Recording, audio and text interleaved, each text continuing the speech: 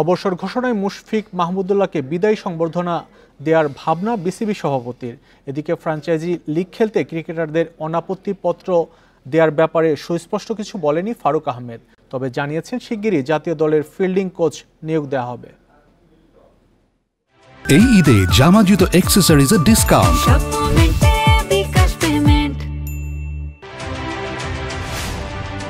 সামাজিক যোগাযোগ মাধ্যমে মুশফিক মাহমুদুল্লাহর অবসর ঘোষণা স্বাভাবিকভাবে নেননি ক্রিকেট সংশ্লিষ্টরা। মাঠ থেকে বিদায়ের সংস্কৃতি তৈরি না হওয়ার প্রশ্ন এখনও সরব। বিসিবি সভাপতি উত্তর দিয়েছেন, দুই নক্ষত্রের বিদায়কে দেখছেন ভিন্নভাবে। এটা একটু লম্বা সময়, এটা হয়তো চিন্তা করে আমার মনে চিন্তা করে যেহেতু ডিসিশন নিয়েছে এই জন্য তো মাঠ থেকে নিতে পারেনি।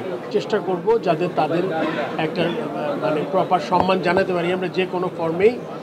এবারের আইপিএলে এখন পর্যন্ত ডাক মেলেনি কোনো টাইগার তারকার, তবে কোনো ফ্র্যাঞ্চাইজি প্রস্তাব দিলে ক্রিকেটারদের অনাপত্তিপত্র দেবে কি বোর্ড? বিসিবি সভাপতি অবশ্য ধোঁয়াশাই রেখে দিলেন।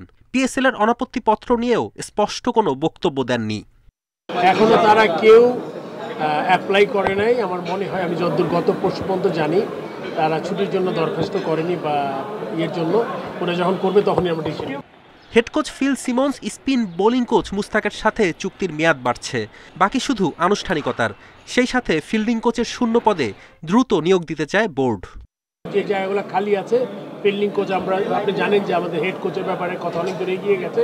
আমার মনে অলরেডি বলেছে ক্রিকেট অপারেশনস থেকে, আমরা এখন যে জায়গাগুলো আমাদের খালি আছে ওগুলোতে আমরা কোচ খুঁজছি। সামনে পাকিস্তান শ্রীলঙ্কার সাথে সাদা বলের সিরিজ খেলবে টাইগাররা।